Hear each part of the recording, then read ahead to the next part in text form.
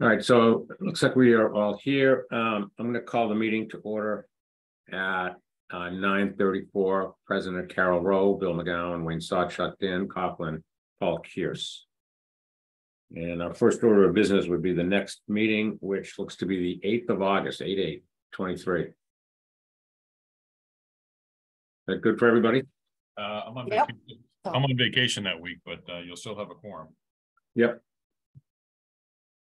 Usually not. I mean, August is usually pretty dead area, but hopefully. Okay. Okay.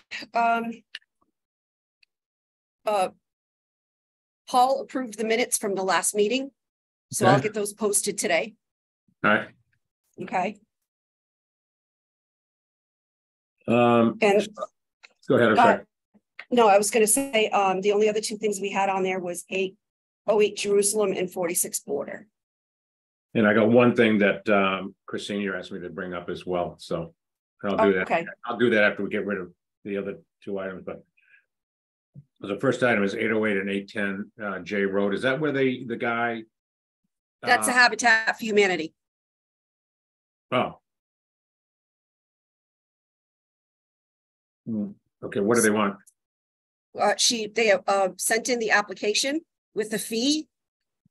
This used to be a single family that in a shop that burned down, the antique store, and they're making 2 units out of it.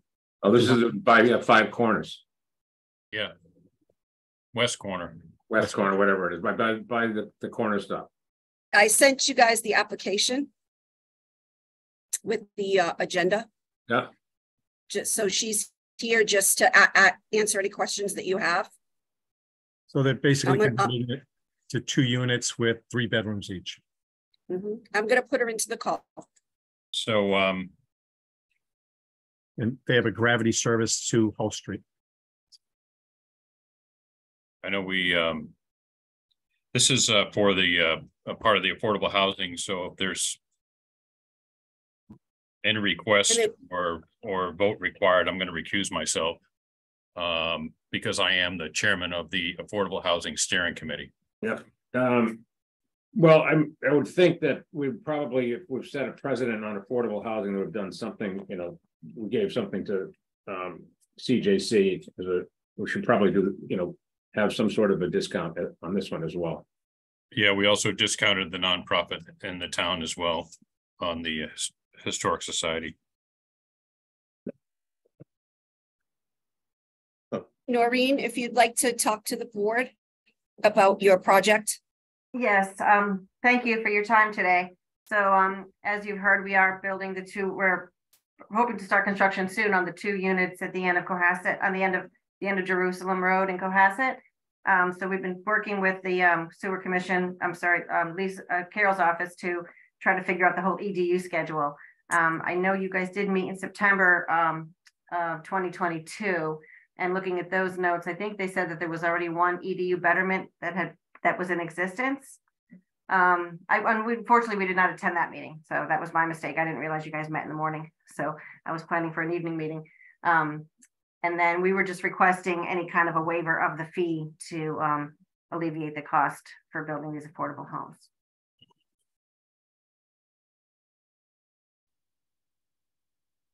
I don't remember what we gave to the other one, Paul. And this is just a question to you. I don't want you don't have to opine on anything, but just what kind of a discount did we give the other guy? So the CJC was a for-profit, and there was no existing sewer connection. He had somewhere around a 15 to 17% discount on the entire project. The Historic Society is a nonprofit, and we waived 100% of the fee. And they were on existing sewer. So if it's existing sewer, there is a different consideration than there is if it's new construction with new sewer hookup. Yeah. And remember that One Pleasant Street had come before us and asked for some sort of discount. He is a for-profit company that's on existing sewer. Right. So we should distinguish between for-profit and nonprofit, and also existing Yep. Sewer and non-existing sewer, two different things. Dan, what do we have to do on a gravity sewer? Anything? Not really. I believe the way the sewer was brought in, there might actually be a service connection in the driveway for each unit and possibly a clean out. The plans didn't really depict that. And I don't know if Carol has anything in her files on the actual service connection there, but that's the only thing that should be confirmed. There's a 6-inch pipe that goes out to Hull Street. And I believe, like I said, it goes up the driveway and then branches out. If it does do that, we should probably have a clean out with a casting on the end of that. And that would be the only technical requirement that I can see. I'm in favor of waiving the EDU fee but not the inspection fees, which are direct costs out of our pocket to be reimbursed. Do you want to make a motion to that effect, Wayne? So moved. Okay, so we'll do a roll call vote. Bill McGowan will say aye. Wayne Sawchuk, aye. Yeah. All good? Yep. So I think there was an application put out that was created. I don't know if the fee was $1,700 or something. I don't know. You know, my memory is bad, but whatever that is. They've already paid the 1,700. Okay, so that's good, right? And then so this just waives the $37,500 fee on both of them. So because in fact they were actually on sewer when sewer was there, and then the buildings burned or tore down or whatever. So yeah, so that's just an explanation. So that's good. The only thing I ask is, I think Area was the listed installer, is maybe he can lay out the entire sewer system on the private property and submit that, because right now it's just a partial sketch. That's with the application. So Noreen, maybe you can have the installer make sure that the as-built is filed. It shows everything on the property. Yeah. And that's with Manuel, you mean, who submitted the sketch for this meeting? Yes. Okay. Yeah. And also suggest or also require the clean out at the end of it. Okay, so I'm going to ask him to do an as-built fit with all use of details and a clean out at the end.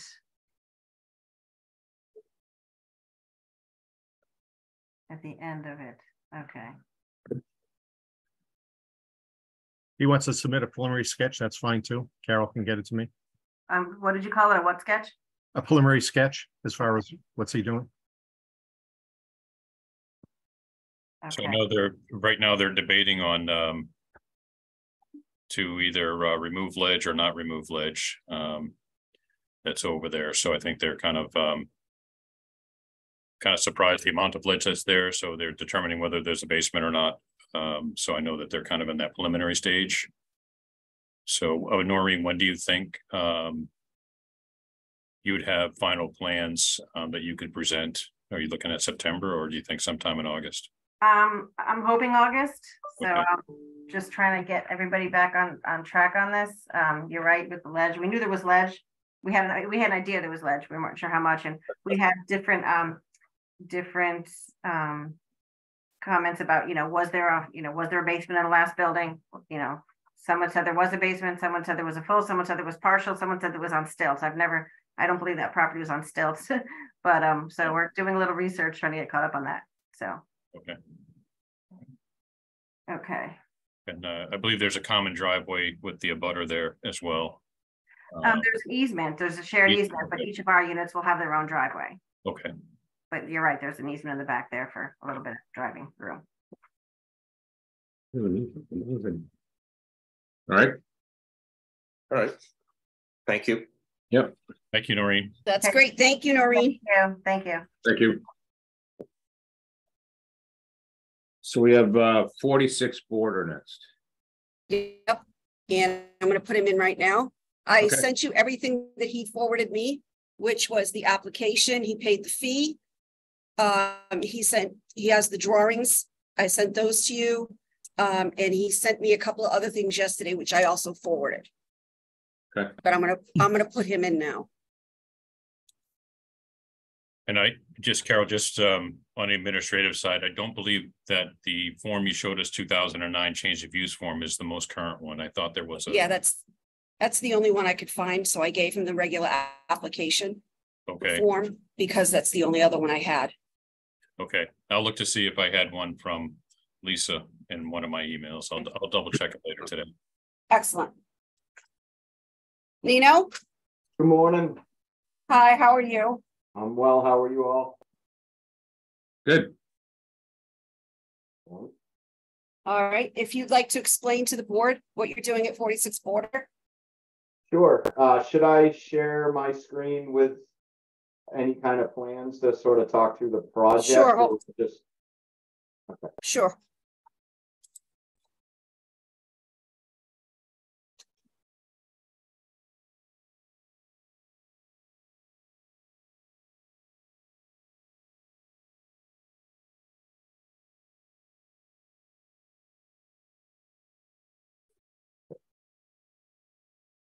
Can everybody see this?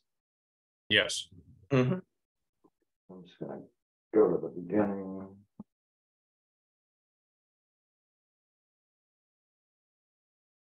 So this is the Old Atlantica restaurant, or Hugo's. And what we're trying to do is basically this middle section that used to be sort of the main corridor where they had the buffet.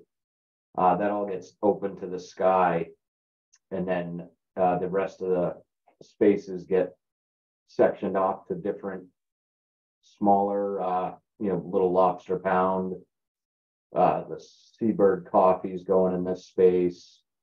Then we'll have a retail area, and then the big function room becomes the dining room for the restaurant. The old occupant load of this was 610, and the new proposed uses brings that down to 108, I believe. For the entire property? Yes. So when you say load, is that you're talking the number of seats in there for a restaurant or what? Yes, sir. Seats for a restaurant. And there's a chart here that shows Do you know how many seats were there going to be? 108, I believe it was. That's for total property. That includes all entities that may be in there. Yes. Yep. Okay. And that diagram somewhere.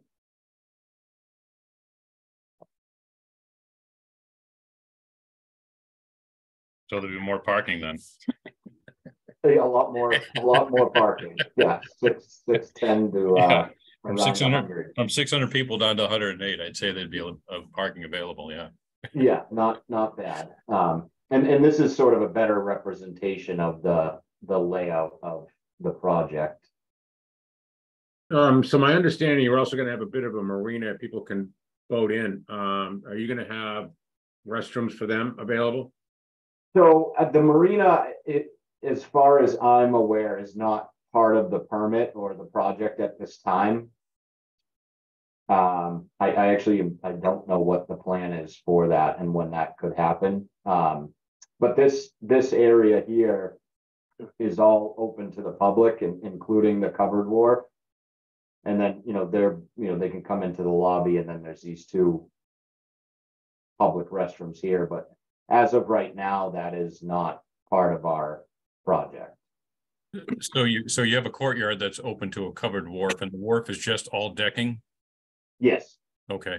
So it's kind of like a breezeway area. exactly. Okay. Now, I'm familiar with the existing sewer connections at the street, and my request would be that you completely sort of restore it or replace it with your new installation going in. And also, I did notice that there was a grease trap, but there should be, because there is one now, and that's one of the most important things with restaurants is a grease trap. Right. Yeah, and well, to the board, I spoke to Brian last week about this, and he said there are basically 4 either manholes or there's a grease trap and an old cesspool, I think, and maybe 2 other manholes. He wants them filled in. However you do that. Okay, would that be? And he wants us to put that on the permit as part of the, contingencies, but I don't know where they are. They're He in had- front of he had the, I think he they're had out by a- the front door. I'm Yeah, sorry? Yeah. can you see this new screen I'm sharing? Oh, yeah, I'll get him. Okay. The Grady site plan? Yeah, there's 3 right there. Yep. Yeah, 1, 2, Yeah. 3, And 1 by the street. Right there. and 1 by the street. Yep. Yeah. So So those, all of those are to be filled in? That's what he said. That's what he asked for. Yes. Yeah, I'm not sure if that's going to be accurate enough. The grease trap probably has 2. One of the first things is the piping in here that's shown on any of these plans doesn't seem complete. It's not accurate. It really needs to be surveyed. We need invert elevations. We need to see how the system's laid out. My recollection is there's 2 lines coming out. One's a sanitary line going to one of the manholes before the street, and the other one goes to the grease trap. And then you have 2 manholes on the grease trap. My recollection was that there was some issues relative to leakage with the grease trap and possibly the line. But one thing to remember here is this is all in the floodplain, similar to what we did on Border Street with watertight manholes. It may be warranted in this case too. They have to be. But the flood elevation in this area is probably 6 to 7 feet above the pavement. The way it's calculated right now, which would basically also inundate the building and its plumbing fixtures. So I think, in terms of what we need to at least plan for would be some shallow flooding in the area. But, the septic tank, the manhole risers, the manhole covers, all those should be, pumped down, inspected, repaired, and made watertight. But we need a better plan to show what's existing there now. You may take down the septic, the grease trap and find out that you can't save it. There's too many cracks, there's too many leaks. So we do need to have that pumped down, cleaned, and inspected, and potentially tested either hydrostatically or with a vacuum test. So Yeah, Brian's going to probably, and I'm not going to put words in his mouth. He can comment on this later, but he was talking about just getting rid of it and putting something internal to the building. Yep. And that is an alternative. Basically, you could do interior grease traps. Based upon the restaurant and the kitchen, you'd probably have to do something in the floor. And I'm not sure what the feasibility of that is inside the building. The under counters would work on some locations, but the main kitchen area, you may need one in the floor that needs periodic pumping out. Okay. Yeah, there's a good amount of space below the floor. And then the floodplain actually dissects the building to that higher 7-foot elevation you were talking about. And I believe that the kitchen space is actually out of that flood zone. I think that's in the 15 area. I think above that would be 11, and the main building, including the kitchen, would be an elevation floodplain 15. Oh yeah, that's right. It's right on here. Yeah, so maybe in the back left corner. Yeah, but you're right. All the But there is a big question on the integrity of the outside sewer and the grease trap. And, obviously, because it is subject to flooding, I think Brian's intent is if we can do all the grease removal on the interior of the building or under sinks, it may make for a better installation. And I don't disagree with that. I did send everybody a preliminary review letter, and, the options are basically trying to rehab the existing and repair it versus trying to, do the grease removal on the inside and maybe just CCTVing the sewers and make sure that the integrity is still good. He seemed to think that the grease trap was like bricks were coming out of it and it was falling apart. Oh, it absolutely is. Yeah. So he wanted it to go away. He also said we should pass this through Pam Fahey and have her comment on it. because of being so close to the water and just let her, common courtesy, let her see it. Now, is the old salt house connected to this or is it separate? That was my next question. I wanted to see if I think they're separate, but I'm not positive. Yeah, I'm pretty sure. Yes, so my understanding is part of the sale and, separation between the two buildings is they have separated all utilities other than the sprinkler system. Yeah, but do they know where their septic system, where their connection is? I'm pretty sure from the original plans, there was a service line extended from the downstream manhole to the left. Mhm. Nice picture. And basically they would flow to that downstream manhole. And I believe the Atlantica used to flow to the upstream manhole. I don't think it's in line as shown on the plan, but at least that's where the original as-built reflect. Yep, well, because isn't some of the kitchen in the existing restaurant side? I think they moved that. They were shut down for 3 months for construction, and I think they moved the kitchen more onto the old salt house side. In fact, they don't have a kitchen anymore. They have a truck outside. Yeah, so that's sort of in the interim. So this space here that you see, this is going to be the new demising wall between the two spaces, and then they're actually leasing back this portion of the kitchen to the old salt house. But then one thing I probably should have started with this, as far as the permit that we're applying for now, because of the FEMA requirements on this, we have to do this in phases. So the permit that is in front of you now, this green outline is all that's included for this permit. So I don't know if that changes anything on your end. Obviously, by the time we get to phase 2, which will be the balance of the space, we would have to have all of the sewer figured out. But for this permit, we are just talking about this area. Are you going to build in phases and finish in phases, or are you? We have to, yeah, we can't, unfortunately. It would have been a dream come true if we could frame out the whole thing and, move along. But the way that the FEMA regs work, you have to finish each space before you can open a new permit. So then we would probably have to understand your 2 or 3 phases so that we can understand the ultimate connection. I know we talked about, but then we're going to have these sub connections prior to a full connection. Yeah. Are you going to be operating under the different phases for a period of time? So it's up in the air right now. It's the way we're having to go about it. It's pretty challenging to do that. I know that that's the owner's intent, is to, close this out, get occupancy, and, try to lease out these spaces as soon as possible. Obviously, and these would be the portions of the building that would operate during the day, which is also when we would be undergoing construction here. So it's a tough equation to figure out, and I don't have a definitive answer on that, but that would be the intent. Can you just outline all the phases that you do have? Is phase 2 basically the left side of the plan? Phase 2 would be the other side of the building, yes. Is there phase 3? Is that the marina?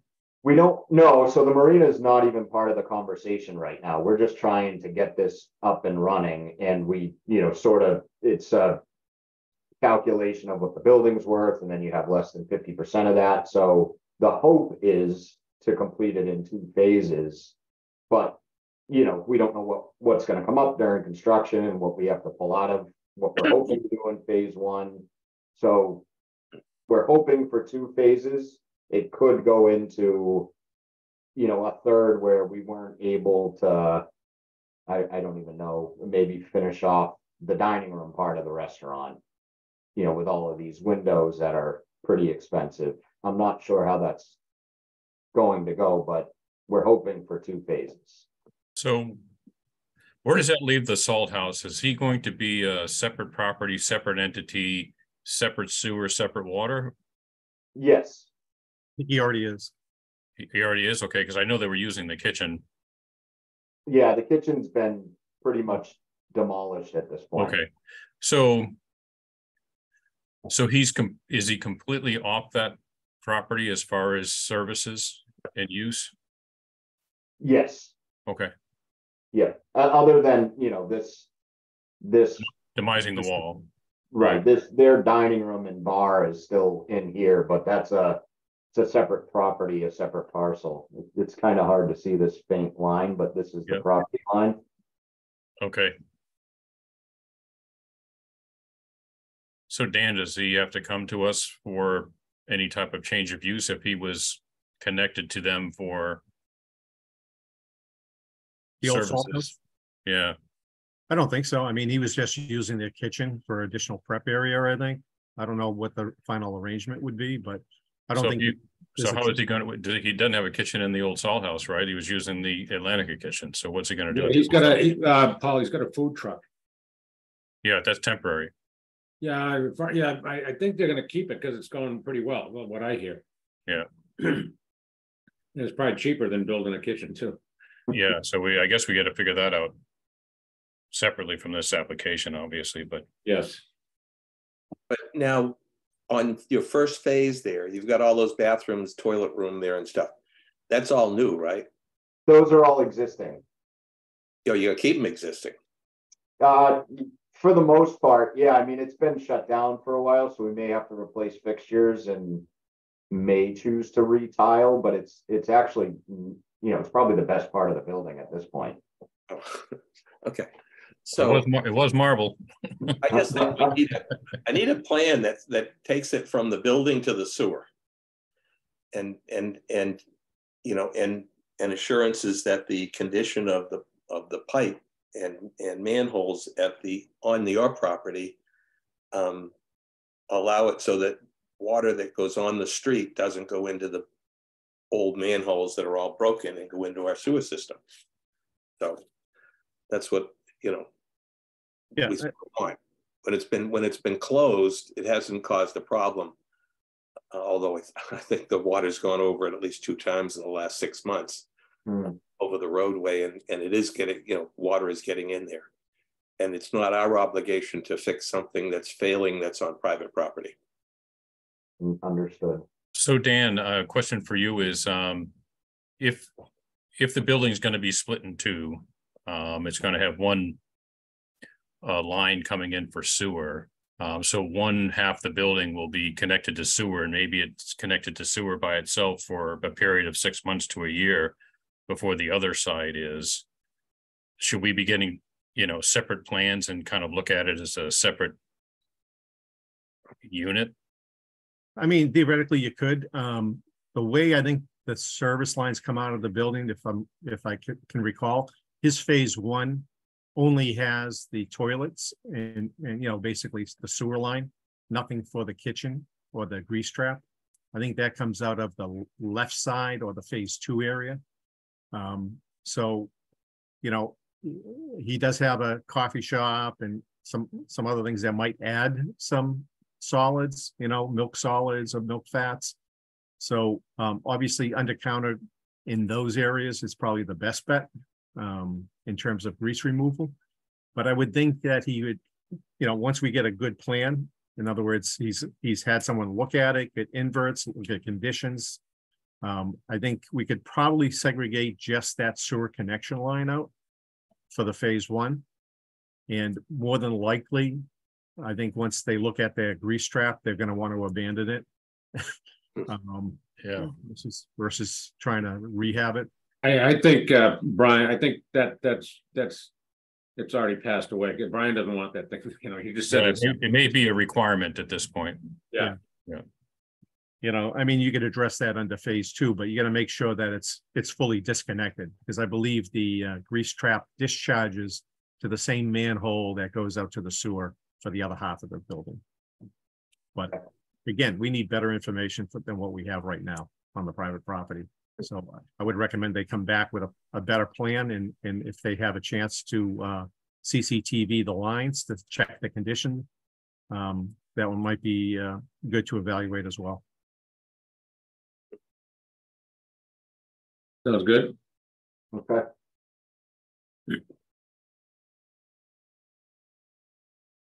Yeah, so Nino, we just need to understand we got to see the existing line and what condition it's in, and then you have to present a plan where you're going to shut half the building off and keep half the building open, what that looks like. Okay, all right, we can get that going. And I think under phase one, you would want to basically disconnect and backfill and infill the grease trap so that that's taken care of all under phase one. Okay, So I think you need to formulate your plan for phase two a little bit, but you know, that's one thing that we don't want entering the system. So that should be buttoned up as soon as possible under phase one. okay, and part of phase one, we are taking the parking lot up, and that all gets converted to a crushed shell. So we're already excavating out there in phase one, so it would make sense to eliminate those in phase one. Okay, we'd want to see some details then of the riser sections for the manhole. Just to make sure that those are encased in concrete. If you're going to have a crushed shell, it will probably place more loading on the manhole sidewalls in the riser. So Okay, someone needs to detail that up too. detail sections of manholes and how they're to be filled. Yeah, I mean, if there's new manholes or you're going to rehab and protect the existing manholes, that needs to be addressed. Okay. Got it.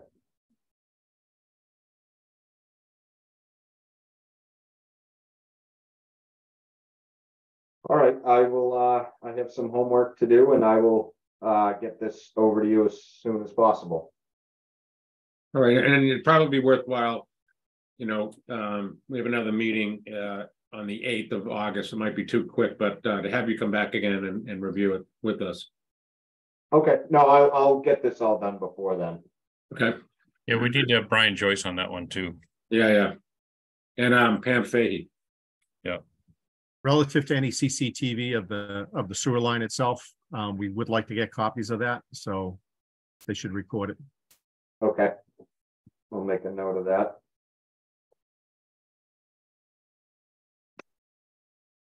All right. Well, I will, I'll get to work on all of this immediately. Okey doke. Thank you. Thanks, for your time. Nino. Thank you. you. Have a great day. Thank you. Thank you. You too. So the last thing that I have, and this was brought up to me last week by Chris Senior. Evidently, the select board is pushing to have South Main Street paved. And he wants to know, he being Chris wants to know whether or not the board wants to vote to put a sewer sleeve or sewer pipe, something down South Main in the event that we want to sewer the area. Because I believe it is, once you put a road down, you can't dig it up for what, 5 years, I think it is. 5 years, yes.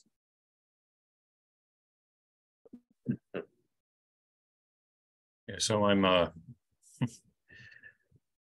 I wouldn't want to take a vote on anything today, unless we had some detailed information, because we've been talking about sewering South Main for quite some time. We've batted the expense around being somewhere between, you know, $1.5 million to $4 million, depending on what we do.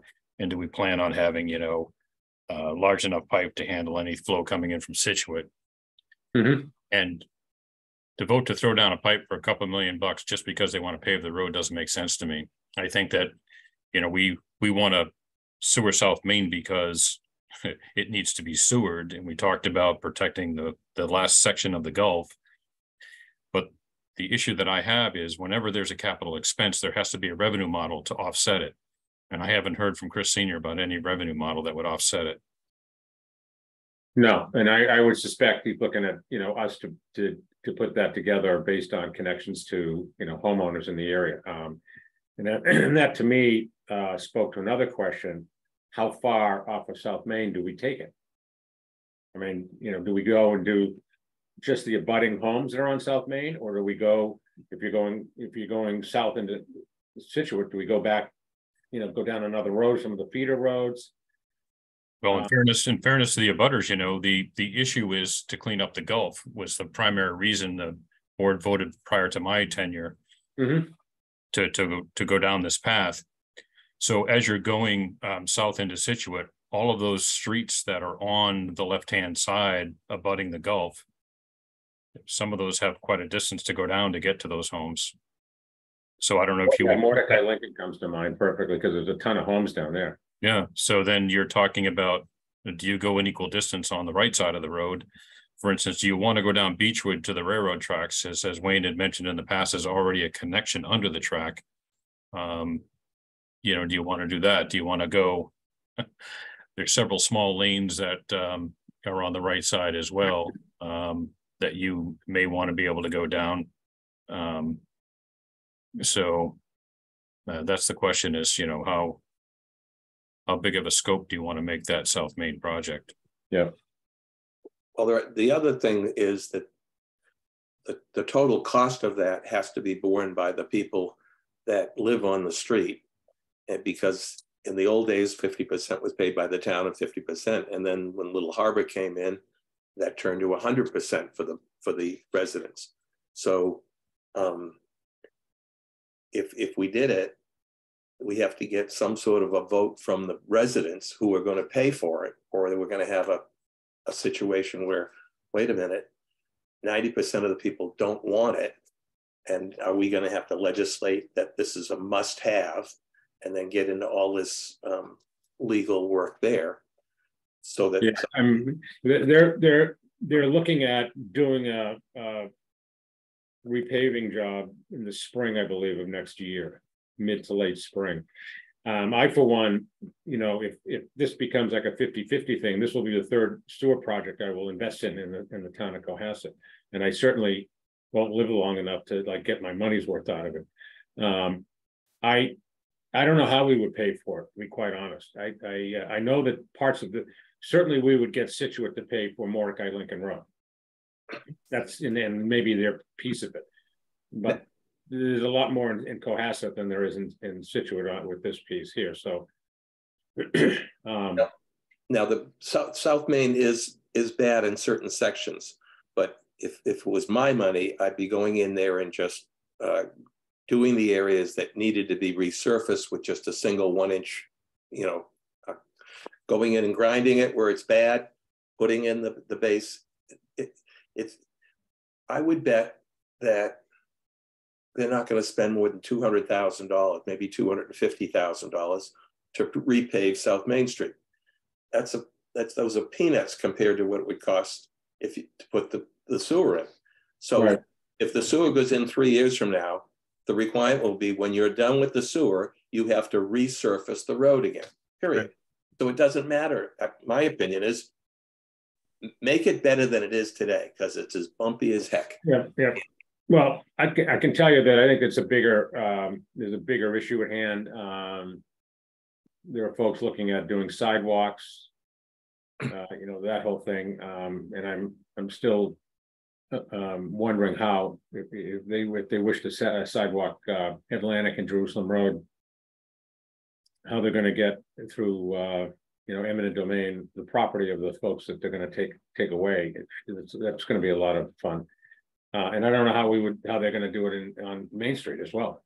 What about Elm? You know, the Elm, they've been complaining about repaving Elm for quite some time. We did all the sewer work over there and water work over there. So I think we're kind of done on Elm. Yeah. Yeah, but they have the money, but they're not spending it now. Because they're talking now about raising South Main Street, which is what I heard last night from our new planner. And I'm saying, how are you going to raise Elm Street? You're going to make it so that all the water and stuff goes off of people's properties, or you know. Yeah, and we're on Elm Street, so they're not helping us out. Right.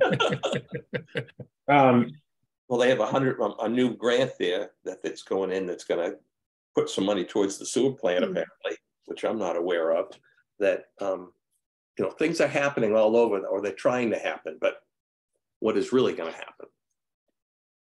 Well, so they're actually thinking of raising the elevation of Elm Street, the whole Elm Street. That's a brand new thing that just came up. Yep, from the planner that I heard last night at a meeting. How much are they going to go up? I don't know. Well, You know, we have a new, I thought the village was at a lower elevation in the harbor. Yeah, it is. So we're gonna ramp going from the village down to the harbor. I guess.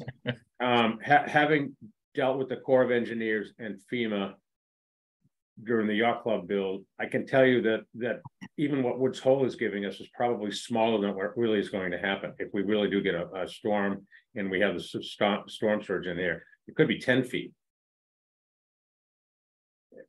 Well, if they raise the street 10 feet in front of my office right now, I'm not going to be able to see out of it. Oh, you'd have better parking though. Yeah, but that's. Oh yeah, that's a good thing. Yeah, I've only gotten 5 tickets in the last week and a half. So on this whole South Main thing, I think I personally want to not focus on the repaving as a determination of sewer. I don't think that makes sense. So we're still waiting for Rosemary to get back to us. She said she was going to give us a list of 10 or 12 options to choose from for this regional sewer piece. If we run, sewer down South Main Street, and let's say the town of Situate is the only abutter, we'd have to understand, how many EDUs and flow they want. And does that amount of money for the privilege and hookup fee cover the cost of having that one pipe go down South Main Street? And then any resident of the town of Cohasset on that line could hook up for that 37.5 fee in addition to, Situate hooking up to it. But those decisions are at least, 6 months to a year away. Oh no, I know. I surfaced this because I was asked. So yeah, no, that's fine. Hey, listen, they need to pave, like Wayne said. I don't know how bad South Main Street is after Beechwood, but I know before Beechwood it's quite bumpy. But they could just simply repair that. I mean, they did a great job on North Main Street from Forest Ave to the train station. I mean, they did that in one day. It was unbelievable. And it's smooth. It's so smooth. And well, the other piece of this is, given the precarious nature of our membranes, do we even have the capacity to add? We're going ahead and approving these projects. What happens when we say sorry, can't do it? Yeah, so we got to get that. And Carol, can you call Rick and find out what's going on with that while I'm thinking about it? Call Rick, I'm sorry. Rick Holland, our attorney for Veolia, and find out what's going on with that process. Sure. All right, so I tell them that go ahead and pave it and we'll fix it if we need it. Yeah, We have to wait. Yeah, I'll tell Chris we're not there yet. And when you go ahead and put in trenches and stuff up the street, you shouldn't be paving it right afterwards anyway, because it's going to be settling no matter what you do. So you need time to do that. So that's what I recommend. All right. Oh no, I just wanted to, I was asked to bring it to the board and I did. Yeah. So just tell them go ahead. Yeah.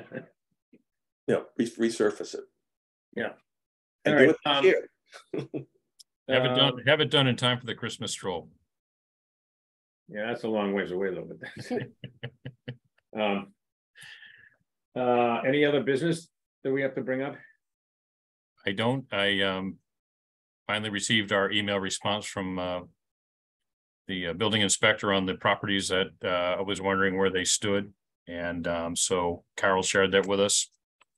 So we know where we are with some of these properties that are going to be coming before us in the next 6 months, I would anticipate. So what's going on with the gas station downtown? I mean, they haven't moved at all. No, okay. So that's pretty much have no movement towards our direction. One Pleasant Street will be coming up in front of us at some point in the next 6 months. The one on South Main Street, 147, I think it is. He has to file an application with us for a change of use, and we were waiting for him to do that. He has to do that with water as well. He hasn't done that. So he'll probably be the one coming to us sooner than Pleasant Street. All right. Now there's a house right across the street from Hugo's Lighthouse Restaurant that replaces a house that was there, but it seems like it's going to be a lot bigger than the house that was there. Is that on anybody's list? Because No, that's I know who's putting that one up. Yeah, they should be coming before us one way or the other, but I think that it's going to be, you know, four bedrooms minimum. Yeah, it's 3 floors now, plus I think a roof deck. Yeah, the new one with the concrete bollards on it. Is that the one you're thinking about? Yeah, yeah, exactly.